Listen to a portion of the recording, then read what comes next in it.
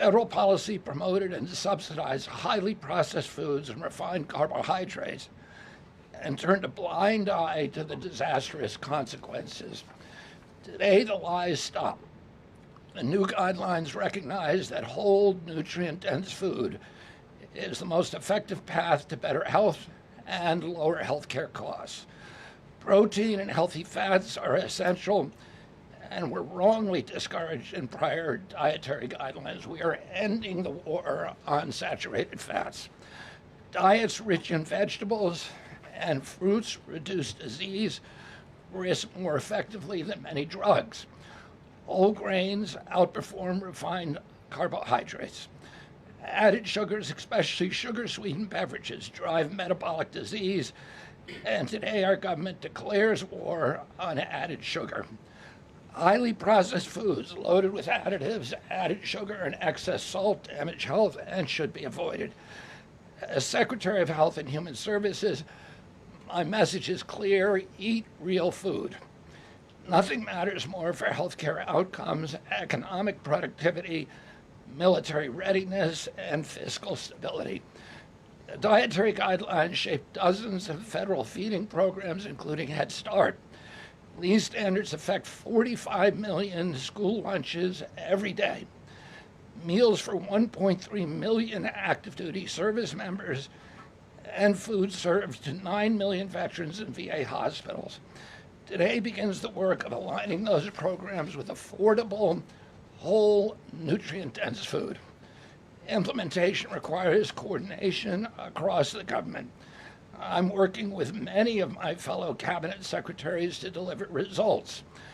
I want to thank Bobby Mukamala, thank you very much, who is the president of the American Medical Association, for committing to mobilize the medical community on nutrition. And I thank also the American Academy of Pediatrics for partnering on this effort. I also look forward to working with Dr. Jay Bhattacharya and Dr. Marty McCary to fund and prioritize rigorous nutrition research at the NIH and at the FDA. The stakes are measurable and severe.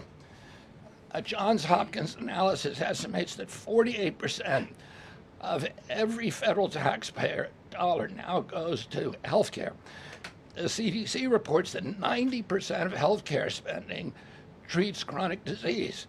That means that 40%, 40 cents of every dollar that taxpayers pay in this country is going to treat diseases that could be averted through good food. The United States has the highest obesity and type 2 diabetes rate in the developed world. We spend 3 times more per capita than the European Union on healthcare, yet our life expectancy is 5 years lower, largely due to diet-related chronic disease. Our childhood obesity rate is 5 times higher than countries like France.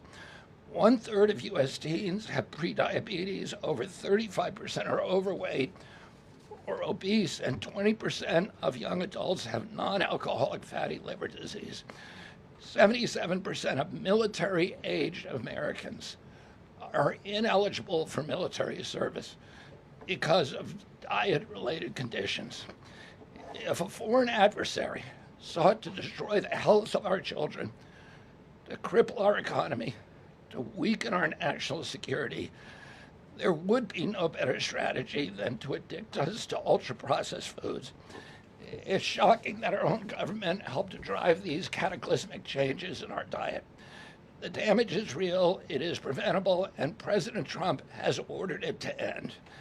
If the United States reduced obesity, type 2 diabetes, heart disease, and Alzheimer's to Japanese levels, we would save approximately $600 billion a year. About 50% of Medicare's projected long-term deficit, or $5,000 per family annually. Current policy worsens the problem. 42 million Americans rely on SNAP, where common purchases include sugary drinks, candy, and chips.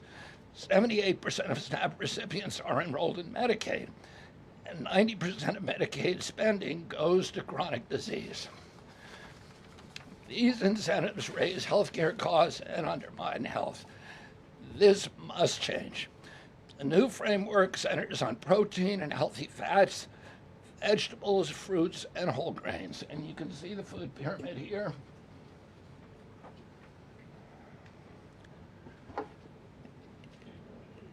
It's upside down, a lot of you will say. But it was actually upside down before, and we just righted it. For the first time, the dietary guidelines directly address ultra-processed foods and set firm sugar limits in federal procurement, driving a significant reduction in added sugar in school meals. I want to thank President Trump for his leadership and the partners committed to ensuring that federal food dollars support real food and better health. Thank you. And I want to introduce my partner and friend, Brooke Rollins, who is an extraordinary collaborator on this. Thank you. Well, good morning, everyone. Happy New Year. What a honor to be here. I think this is Caroline's first press conference back, and what a great way to start the new year, 2026. I want to thank Secretary Kennedy. Your commitment to the well-being of Americans is such a blessing to this nation. We have been working on these new dietary guidelines really since almost day one. Bobby and I were voted on the same day and sworn in on the same day. So I think the partnership from minute one has been real and extraordinary. As Secretary Kennedy mentioned, America is in the middle of the worst chronic health crisis in our nation's history. Over 40% of the roughly 73 million children in the United States have at least one chronic health condition, and nearly 90% of healthcare spending goes toward treating people with chronic disease. Secretary Kennedy mentioned that, but it is really important to keep underscoring that fact. This crisis is unacceptable. It prevents Americans from living healthy and happy lives. And for decades, under both Republicans and Democrats, federal incentives have promoted low quality, highly processed foods and pharmaceutical interventions instead of prevention. As a result, nutrient-dense whole foods grown by America's farmers and ranchers have been increasingly displaced. The Trump administration is acutely aware of this danger, and today this announcement is making a major step in doing something about it. Thankfully, the solution is simple and should be non-controversial. Eat real food. This is the main message of the new Dietary Guidelines for Americans 2025 to 2030, which encourage households and schools to prioritize whole, nutrient-dense foods. That means more protein, more dairy, more healthy fats, more whole grains, more fruits and vegetables, whether they are fresh, frozen, canned, or dried. We are finally putting real food back at the center of the American diet. Real food that nourishes the body, restores health, fuels energy, and builds strength. This pivot also leans into the abundant, affordable, and healthy food supply already available from America's incredible farmers and ranchers. By making milk, raising cattle, and growing wholesome fruits, vegetables, and grains, they hold the key to solving our national health crisis. And President Trump is mobilizing government to ensure families across America have greater access to these healthy foods. In the past 12 months, inflation has slowed and wages have risen for the first time in 5 years. Under President Trump's leadership, prices for everyday staples are declining, and more help is on the way. Recent data show that fruits, vegetables, dairy, and proteins, including eggs, pork, and ground beef, are becoming even more affordable every day for our American people.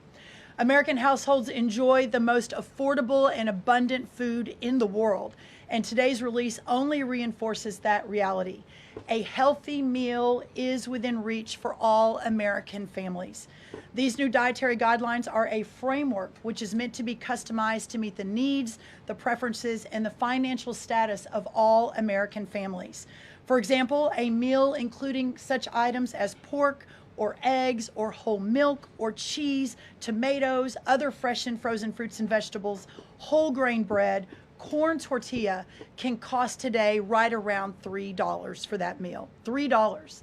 And soon USDA will finalize our stocking standards, which means that those businesses in America that take the SNAP benefit, what they are required to stock in order to take that benefit, by the way, that's almost 250,000 retailers across America, that very soon we will be finalizing that rule that will mandate all 250,000 retailers in America double the type of staple foods that they provide for America's SNAP households. This means healthier options will be in reach for all American families, regardless of circumstance, at levels never seen before in our country. These dietary guidelines are foundational to so many USDA programs, and their introduction marks the first step in connecting America's schools and dinner plates to the best of American agriculture. Make no mistake, under President Trump's leadership, we are restoring common sense, we are restoring scientific integrity, and we are restoring accountability to federal food and health policy. The new guidelines are all about putting the well-being of Americans first, exactly where it should have been all along. This is the foundation that will make America healthy again, not just for those of us alive today, but for our children and our children's children and those coming behind. I want to end by saying God bless American families, God bless the American farmer and rancher, and God bless America. What an honor now to introduce another great partner in this incredible work, and that is Dr. Mehmet Oz. Thank you. Congratulations to Secretary Rollins, Secretary Kennedy, and do want to express my appreciation for what the President has done overall to increase the affordability of health care. The biggest accomplishment perhaps for the health system abilities to drop down prices last year was the most favored nation drug pricing that Caroline mentioned. These are incredibly effective at reducing the costs, for example, of what the President calls the fat shot, the Ozempic, GLP-1 category of medications. We dropped them dramatically. But the best way to reduce drug spend in America is to not need the drugs in the first place. What you're hearing today with these dietary guideline adjustments are going to be massively effective, and not just dropping the need for us to buy these weight loss drugs, but buy these expensive drugs for autoimmune problems. We have evidence that food is medicine when it comes to conditions as varied as mental health issues from Alzheimer's and depression to fundamental realities of how children learn in school. So the question then becomes, what is this actually going to do in dollars and cents? And I had the group at CMS run some numbers for us to try to give you concrete assessments of how much this will drop the spend that the federal taxpayer must make for Medicare and Medicaid. And I'm more optimistic today than ever that we can address the fast rising rate of healthcare expenses in America because of movements like this. Right now, we're increasing health expenditures in America at roughly twice the rate of the GDP growth. We will correct that if we can get America to be healthier, because you can't be a wealthy nation without being a healthy nation. So 2 numbers for you to remember. The first is 30 billion. Why?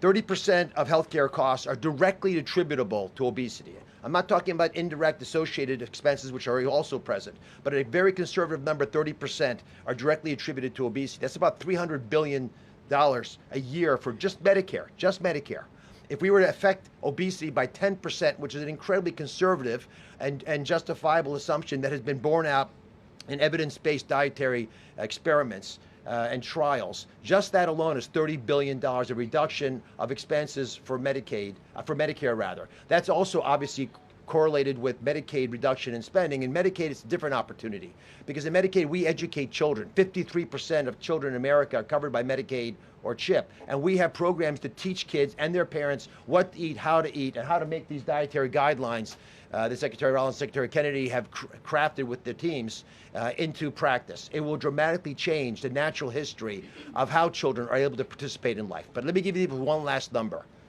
If we're able to get the average American, who today retires on average at age 61, get them just to work 1 year longer, because they feel so vital, so strong, so bullish about their future, because they're feeding their bodies nutrients that are essential to their high-functioning productivity, we will increase the overall GDP of our nation by trillions of dollars. So we will reduce healthcare expenses. At the same time, we jazz up the U.S. economy with trillions of dollars created by the productivity of American workers. God bless you both for making the DGA feasible and making it perhaps the wisest investment we could make in our communities. Marty McCary is one of my closest friends, the powerful leader of the FDA who's been taking brave steps along the line and has additional insights. Thanks. Thank you, Dr. Oz. Today marks the beginning of the end of an era of medical dogma on nutrition. For decades, we've been fed a corrupt food pyramid that has had a myopic focus on demonizing natural, healthy, saturated fats, telling you not to eat eggs and steak, and ignoring a giant blind spot. Refined carbohydrates, added sugars, ultra-processed food. This study in JAMA now shows that 60% to 70% of kids are getting their calories from ultra-processed foods. That's an epidemic. We now have a generation of kids addicted to refined carbohydrates, low in protein. They are literally nitrogen negative because we've used old flawed studies that used urine nitrogen to estimate body protein metabolism, and they missed the mark. The old guidelines had such a low protein recommendation that we are increasing that by 50 to 100%. Kids need protein. The old protein guidelines were to prevent starvation and withering away. These new protein guidelines are designed for American kids to thrive, and they're based on science, not on dogma. We have 40% of our kids now with a chronic disease. It is not their fault. This is something that is the result of bad advice from the government and a medical establishment that for decades peddled research from a flawed 1960s model. Today, we are setting the record straight. This is not a willpower problem of our nation's kids. This is something adults have done to kids, and we're going to fix it. And so, as Dr. Oz said, the best way to lower drug prices is for people to stop taking drugs they don't need. We are going to finally address the root causes of our broken healthcare system: insulin resistance and general body inflammation, advanced by the protein-poor, micronutrient-poor, ultra-processed, refined carbohydrate diet that kids are addicted to today. And so, on behalf of the Food and Drug Administration, we are proud to be a part of this. We are grateful to be contributing to this work. Thank you, Secretary Rollins. Thank you, Kyle Diamantis, the best deputy commissioner for food at the FDA the agency has ever had. This is a historic day in America. Thank you, Caroline. Thank you so much. Thank you. I hope everyone's inspired to go eat a salad for lunch after this briefing. If anybody has questions on this topic, we will take a few and then we'll get into the topic. We'll start with our new media seat. If you have a question on this topic today, Jamie Franklin, she comes from the Conservator. Why don't you kick us off? Yeah, first of all, Caroline, congratulations on your pregnancy. We're so excited for you. Matt moms across the country, including myself, are just so excited by what this administration is doing to make our kids healthy again.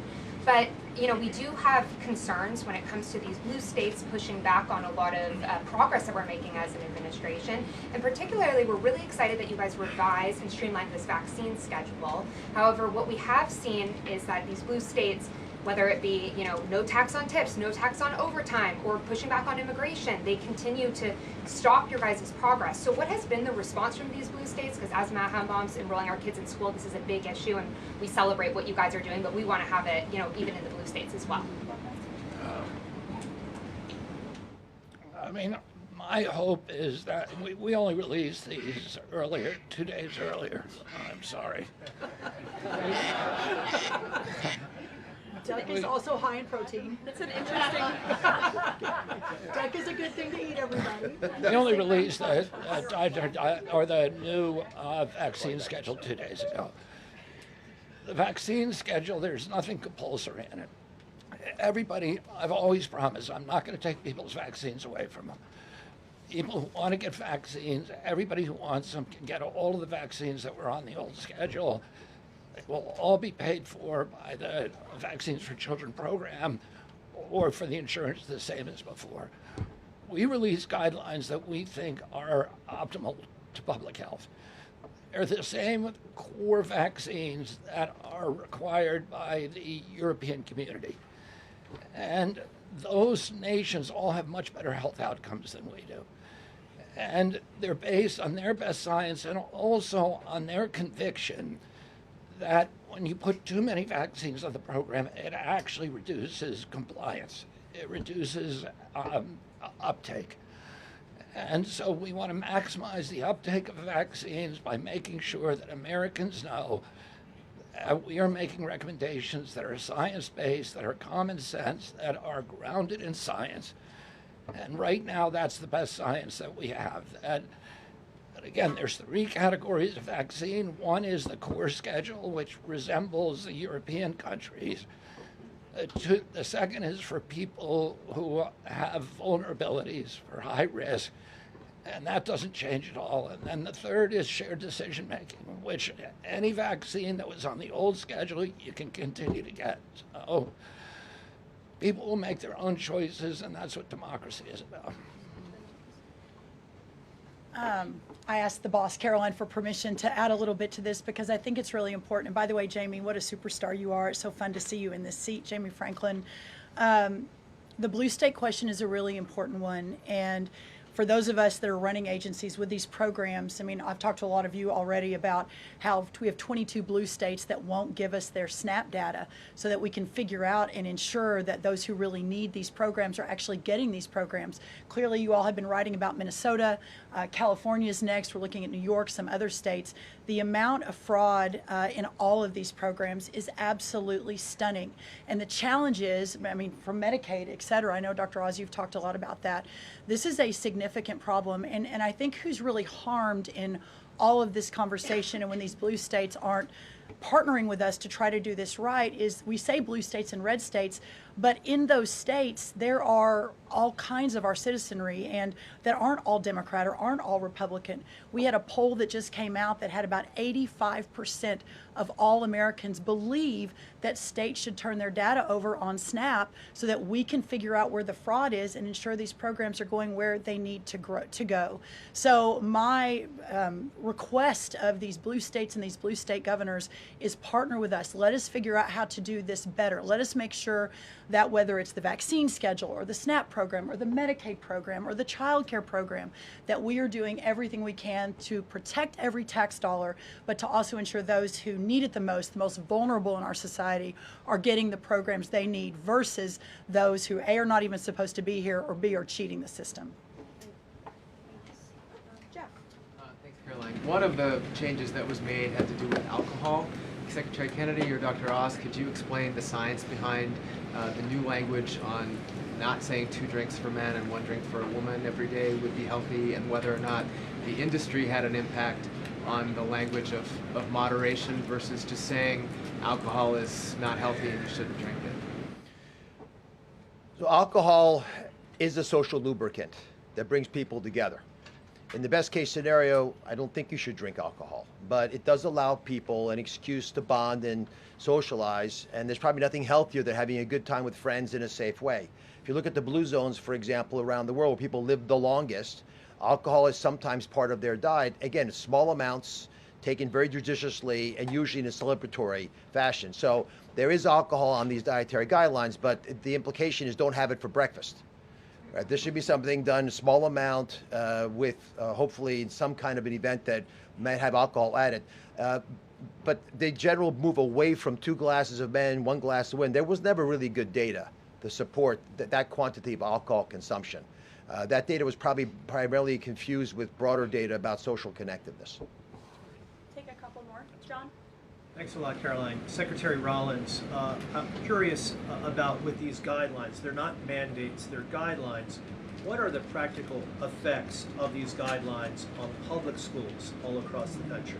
Well, today begins thank you, John. It's good to see you. Today begins the first day now in a recalibration of the rules, whether it's school lunches, whether it's the SNAP program, whether it's as veterans were mentioned, our prison system, that now we begin the process of implementing and redrafting the rules to reflect what this new dietary guidelines for Americans actually is doing to our food system. So there is a lot of work to do. Nothing changes overnight, but as I think we've proven, this administration moves very, very quickly on all fronts, 7 days a week, 365 days a year, and so you'll begin to see some real changes coming very soon. As everyone is aware, for many of our most vulnerable in the margins in our communities, the school lunch is often the best place for our children to get the healthiest meal. Hopefully with stocking standards and reworking SNAP and the SNAP waivers we've done, that begins to change too. But right now, that is going to be the single most important, from my perspective, move forward, is the school lunches and making sure that we're getting the right amount, the best amount, and the most nutrient-dense foods into the schools. Thank you. You also mentioned, Secretary Rollins, cost when you had your remarks a little bit earlier. Is eating healthier more cost effective? Is it cheaper than just having a diet of processed foods? I had a whole chart to show you, but left it in the back, unfortunately, that yes, indeed, that eating healthy, for the most part, we've got 100 simulations, is actually less expensive. The challenge is the access to those healthy foods, especially in parts of America where they have food deserts. They don't have a H-E-B or a Kroger or a Central Market. These are all Texan grocery stores, but whatever similar across the country. But that is why these stocking standards in SNAP are so important. So if you have a economically challenged family, and the only place they're getting their food is the 7-Eleven. We have a longer term important policy priority, and that is getting grocery stores into these lower margin communities. But for now, requiring those retailers, those 250,000 retailers across America, to double their stocking of healthier foods. That will allow us to immediately get these better foods into all communities, but especially the most vulnerable. Thank you, John. Let me just add something to that. Brooke and I are working on a program. Affordability is the priority for the president. And we know we have to make it easy and accessible for healthy foods for every American. And we believe we can do that. We think affordable food is within reach of every American family. We are working on a education and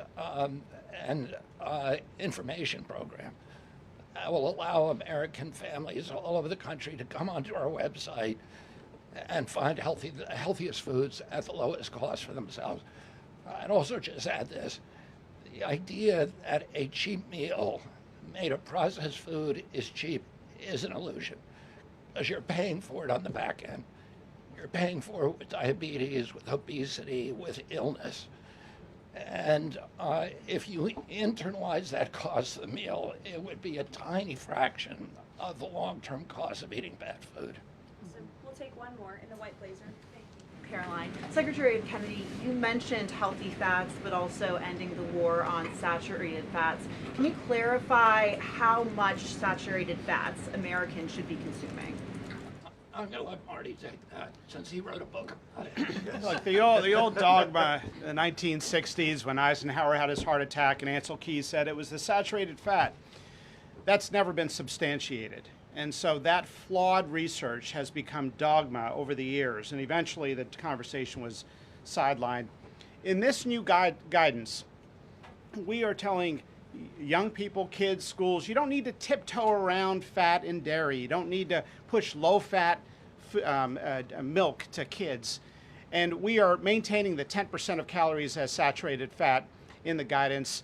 The real issue is protein. The fact that 60 to 70% of the calories of kids today in America is ultra-processed food.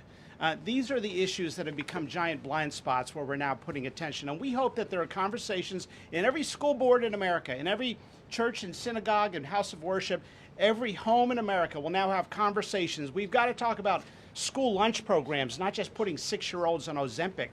Food can be curative. We've got to talk about the microbiome and fiber and healthy whole grains and the good soil that food comes from, and the healthy, clean waters and good farming techniques. So that's the focus of this guidance. Thank you. Great. Some of you may be wondering why Dr. Carson is here. He is our National Nutrition Advisor working alongside Secretary Kennedy, and he's played a big role in this effort. So I want to thank you so much, Dr. Carson, for being here today. And thank all of you for being here today. I know you're all very busy people, and these people have a lot of questions on things other than diet, I'm sure. So I'm going to get to work, and thank you guys so much for coming. Thanks, everybody. Thank you. Thank you. Okay, thanks. All righty. Great. Does Does anyone have any questions? Rachel, why don't you start? Thank you, Caroline.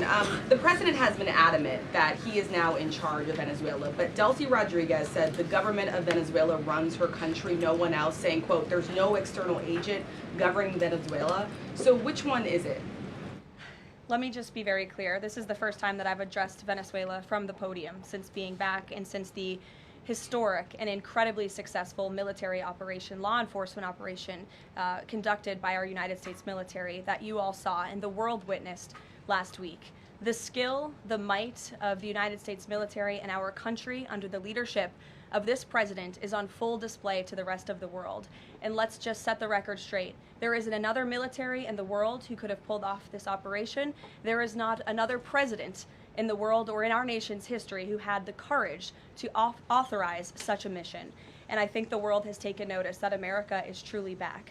With respect to Venezuela, the Trump administration, led by Secretary Rubio, the vice president, and the president's entire national security team, is in close correspondence with the interim authorities in Venezuela. We obviously have maximum leverage over the interim authorities in Venezuela right now, and the president has made it very clear that this is a country within the United States, the Western Hemisphere, close by the United States, that is no longer going to be sending illegal drugs to the United States of America. It's no longer going to be sending and trafficking illegal people and criminal cartels to kill American citizens as they have in the past. And the president is fully deploying his peace through strength foreign policy agenda. So we're continuing to be in close coordination with the interim authorities, and their decisions are going to continue to be dictated by the United States of America. Just one follow-up, when you talk about that leverage there, has the Venezuelan government fully committed to turning over its oil to the United States indefinitely, and what happens if they do not? Well, as you saw, the president announced last night, this was a deal. This was a deal made by the president and his team with the Venezuelan interim authorities. This will benefit both the American people and the Venezuelan people. And Secretary Wright and the Department of Energy are working with the interim authorities and also with the private oil industry to execute on this historic energy deal. That's not only good for the United States, but it's also going to revive the prosperity, the safety, the security of both the United States and Venezuela as well. Ed. Following up on the oil part of this, the 30 to 50 million barrels of oil, how exactly is that going to work? You're getting it out of Venezuela into the United States? Yes. And then what? That's exactly right. So as you know, Ed, as the president announced last night, this was the sanctioned oil that was basically just sitting in barrels, sitting on ships because of the effective quarantine of the United States of America. And the interim authorities have agreed to release that oil to the United States, so it will be arriving here at home very soon. The United States government has already begun marketing Venezuelan crude oil in the global marketplace for the benefit of the United States, engaged the world's leading commodity marketers, key banks to execute and provide financial support for these crude oil and crude product sales. All proceeds from the sale of Venezuelan crude oil and products will first settle in U.S.-controlled accounts at globally recognized banks to guarantee the legitimacy and integrity of the ultimate distribution of proceeds, and those funds will be dispersed for the benefit of the American people and the Venezuelan people at the discretion of the United States government. It sounds like it requires a lot of private sector engagement and agreement And from the oil industry and the banking industry. Do you have that yet? There's a lot of private sector engagement that's happening right now. As you know, Secretary Wright, our energy secretary who's heading up this big project, is in Florida today meeting with some of these oil executives. And as we confirmed earlier, they will also be at the White House later this week. So they are absolutely eager to invest. They're eager about these opportunities. And Secretary Wright is a very well knowledgeable guy when it comes to oil and energy, and he's the perfect man for the job. Another corner of the world, Sure. real quick on Go Iran. ahead. Go ahead. So just to follow up on the oil, 30 to 50 million barrels is an initial tranche, if you will, and then what happens after that? I won't get ahead of the plans that the president and his team are currently speaking with the interim authorities about, but rest assured, there is a long-term plan here. Secretary Rubio and the entire team are working diligently on it, and this is just sort of the first action that you all are seeing. Ed. So in order to get these oil companies to invest billions in Venezuela, how will the U.S. reassure that their workers will be safe in Venezuela? Could there be troops involved? At this point in time, as you know, there are no troops on the ground in Venezuela. The president, of course, reserves the right to use the United States military if necessary. It's not something he wants to do. Diplomacy is always the first option, as you saw. He tried that with Nicolas Maduro, but unfortunately, he was an illegitimate dictator and an unserious person. And so President Trump authorized this law enforcement operation, and now Nicolas Maduro is sitting in a prison cell in New York. So certainly the president is going to do what's in the best interests of the American people, and that includes workers from our energy and oil industry as well. With that meeting tomorrow, what is the message the president is going to give to the oil executives, and what does he want to hear? Well, the meeting is on Friday, and it's just a meeting to discuss, obviously, the immense opportunity that is before these oil companies right now. Stephen. Caroline, and congratulations again. Thank you. The New Yorker had a story yesterday on the vice president, and it questioned his, quote, notable absence on Venezuela. And the sub-headline asked, was the vice president's exclusion from the operation in Venezuela an expression of his anti-interventionist ideology or political calculation? Would you be able to discuss the vice president's role in Venezuela policy? I did see that report in the New Yorker, and quite frankly, I laughed out loud because it's very clear it's a fake report that's trying to sow distrust and division amongst the president and his team. Let me just be very clear. The vice president has been involved in all policy. He is the right-hand man of the president on all policy matters, including Venezuela policy. He was, of course, read in and deeply involved in this operation from the very beginning. And he was present on the night of the operation via secure communication at a different location as to not damage the operational secrecy of this mission. That was so incredibly important to ensure that this mission could be carried out successfully without endangering our troops. Sure. The U.S. seized a tanker recently. Russia specifically asked the United States not to seize that tanker. Does this action risk a larger conflict with Russia? I believe you're referring to the Bella 1 tanker that was seized this morning. The Department of Justice and the Department of Homeland Security, in coordination with the Department of War, did announce that seizure this morning for violations of U.S. sanctions. I've spoken about the enforcement of our sanctions policy at the podium prior to the new year, and this administration is going to fully enforce the sanction policy of the United States. The vessel this morning was seized in the North Atlantic pursuant to a warrant issued by a U.S. federal court after being tracked, and this was a Venezuelan shadow fleet vessel that has transported sanctioned oil, and the United States of America, under this president, is not going to tolerate that. I would also just add the vessel had a judicial seizure order in the crew, so that means the crew is now subject to prosecution for any applicable violation of federal law, and they will be brought to the United States for such prosecution if necessary. Kelly. Caroline, Happy New Year to you. Thank you. You too. I'd like to talk to you about a couple of things real quickly. The first question about the Venezuelan people. As you know, there's some 8 million Venezuelans here, some of them celebrating in the streets. There are Venezuelans on the ground who are concerned about their safety. What does the Trump administration, what is it doing to actually help people in Venezuela understand that they will be secure throughout this transition?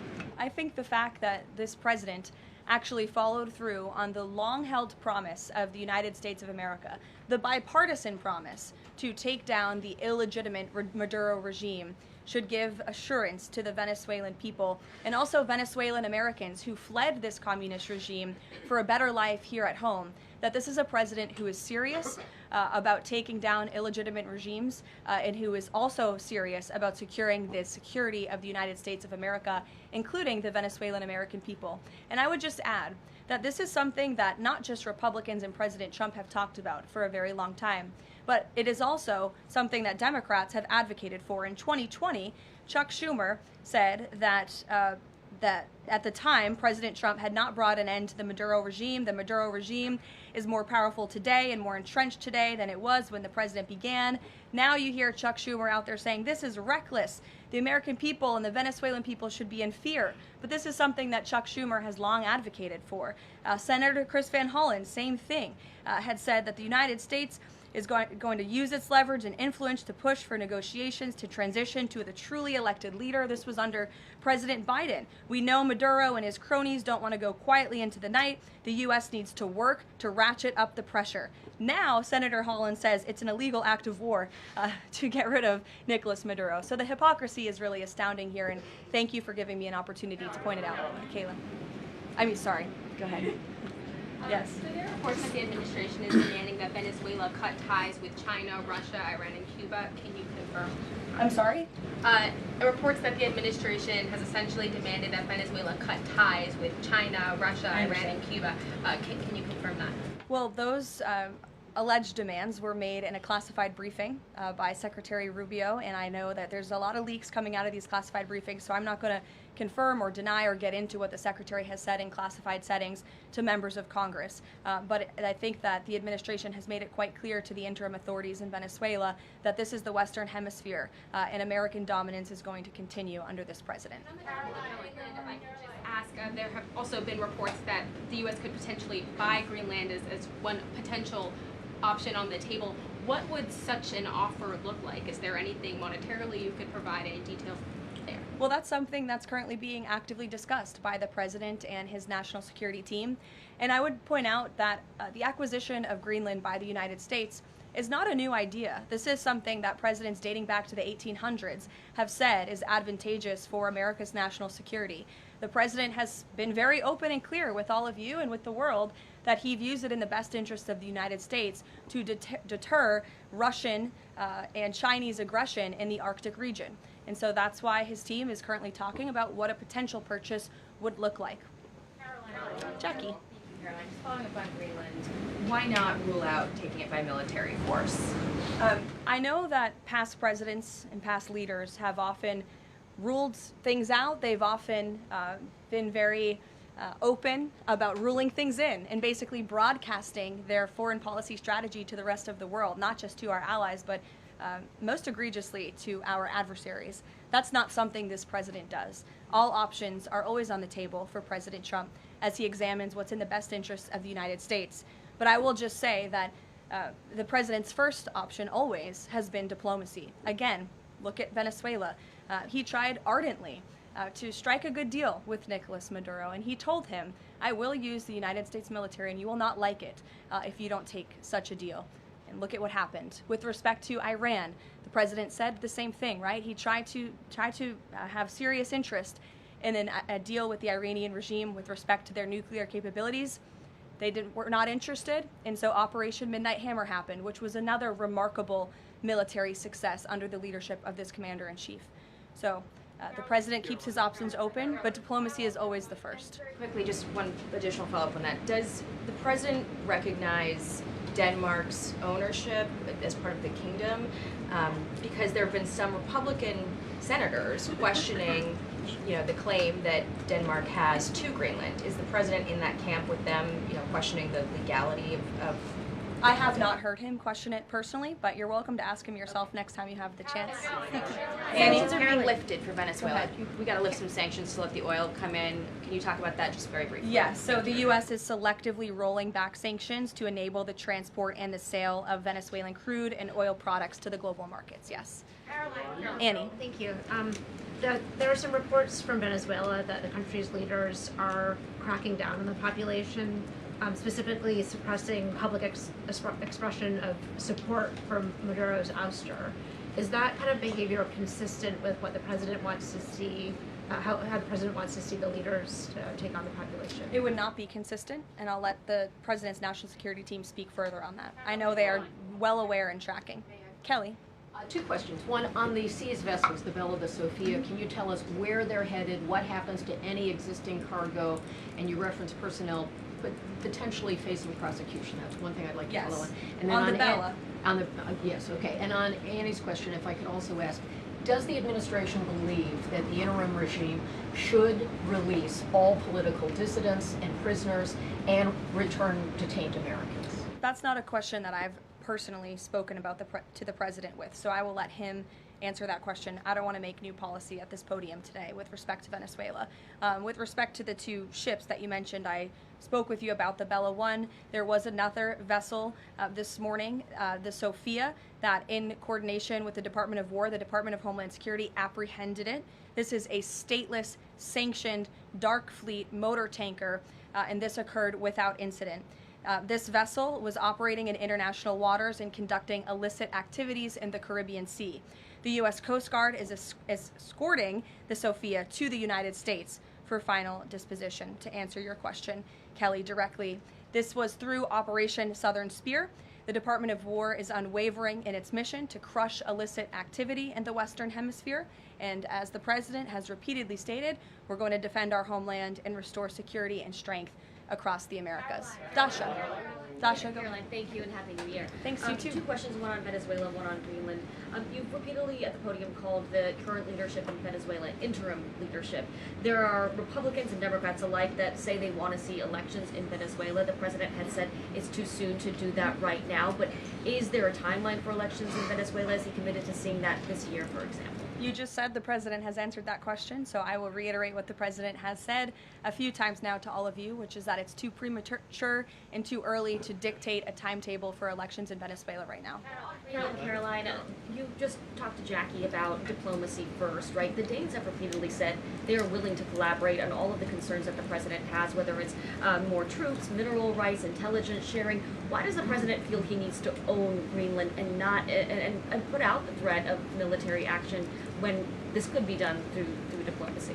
Well, who said diplomacy isn't taking place behind the scenes, Dasha? I mean, the president is interested in diplomacy. His national security team is as well. And of course, he's always willing to pick up the phone for everybody and hear out their concerns.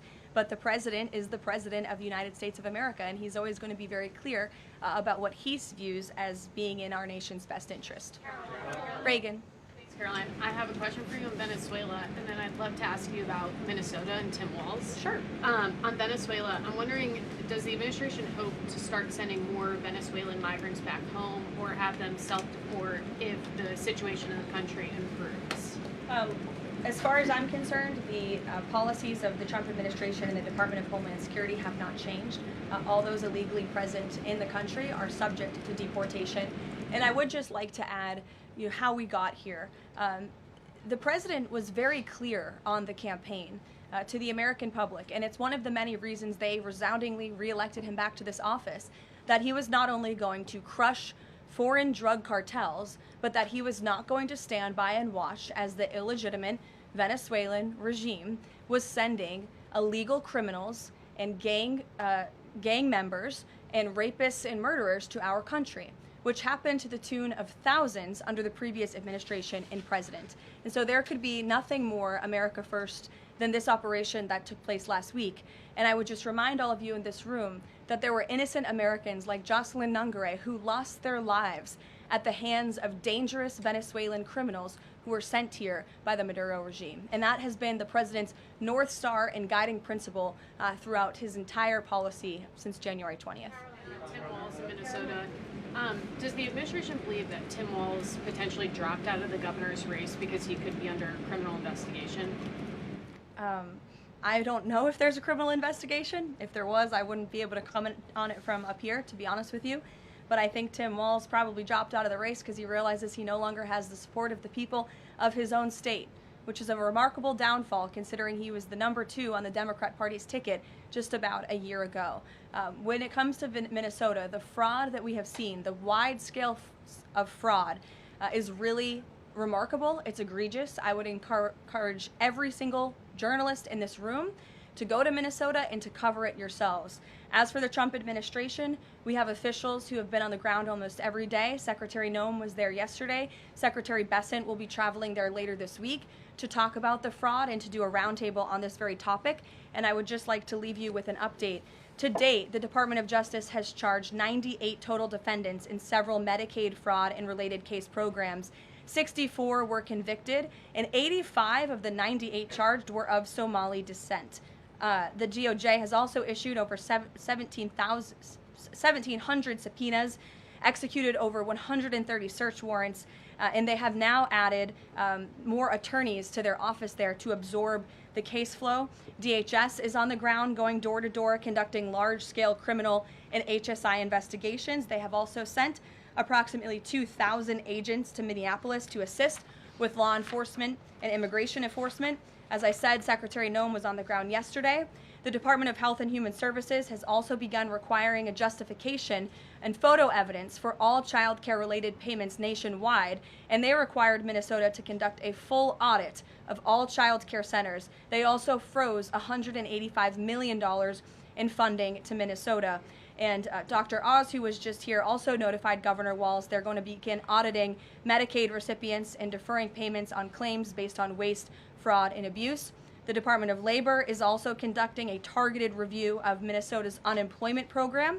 Department of Agriculture requiring Minnesota to conduct recertification for SNAP recipients, and HUD has launched investigations into the public housing. SBA has also suspended nearly 7,000 borrowers amid suspected fraudulent activity. So, with all of that, rest assured this is an all-hands-on-deck effort from the entire administration to get to the bottom of this and to ensure that the ripping off of taxpayers in the state of Minnesota, and it won't just be Minnesota, it'll be any state across this country where fraud has taken place, and we are protecting law-abiding, tax-paying American citizens.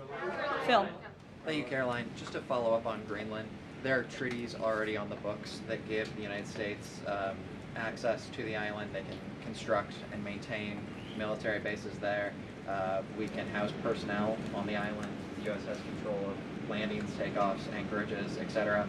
So I'm curious if you could just spell out for the American public, what specifically would the U.S. gain by taking control of Greenland that the U.S. doesn't already have access to right now? More control over the Arctic region and ensuring that China and Russia and our adversaries cannot continue their aggression in this very important and strategic region. And there would be many other benefits as well that, again, the President and his national security team are currently talking about. Jeff, I'll give you another one. Welcome. A broad sort of stand-back question on foreign policy. Are you concerned about increasing tensions with Russia because of the tanker seizures? And how does the U.S. action in Venezuela impact the ongoing relationship with China and the President's relationship with President Xi? I think the President has very open, honest, and good relationships with both President Putin of Russia and also President Xi of China.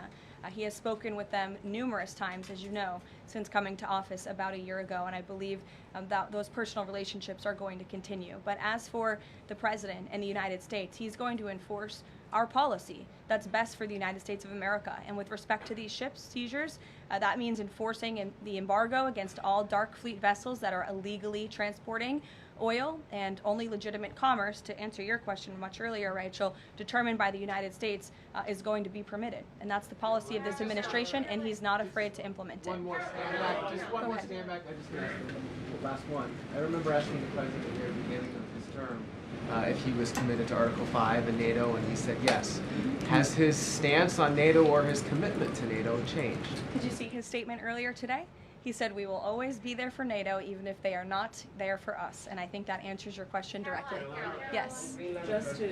Just to follow up on what Jeff was saying there, will the President commit that if any NATO members are attacked, the United States will come to it? Again, the President addressed this directly himself this morning after seeing the coverage from all of you in this room on television, and he made it very clear we're always going to be there for NATO, even if they have not done right by the United States of America.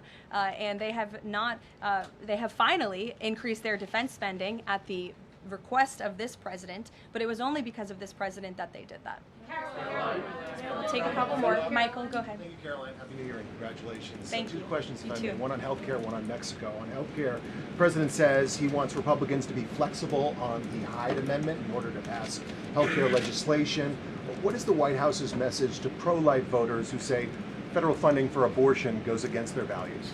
Well, the president did not change the administration's policy. It was President Trump who signed an executive order protecting the Hyde Amendment. It's the Trump administration that has taken multiple actions on various fronts to ensure that taxpayer dollars are not funding the practice of abortion. What the president was saying yesterday was Republicans, and frankly Democrats too, need to show a little bit more flexibility so we can actually get something done with respect to the issue of health care. Republicans have amazing ideas. The president himself, as we spoke about earlier, has launched this Most Favored Nation drug pricing initiative, has cut good deals with Big Pharma. He wants to see Republicans and Democrats too, if they're willing, codify those executive orders into law so that these good deals can remain and these prices can continue to be lowered long after this president and this deal maker in chief is gone.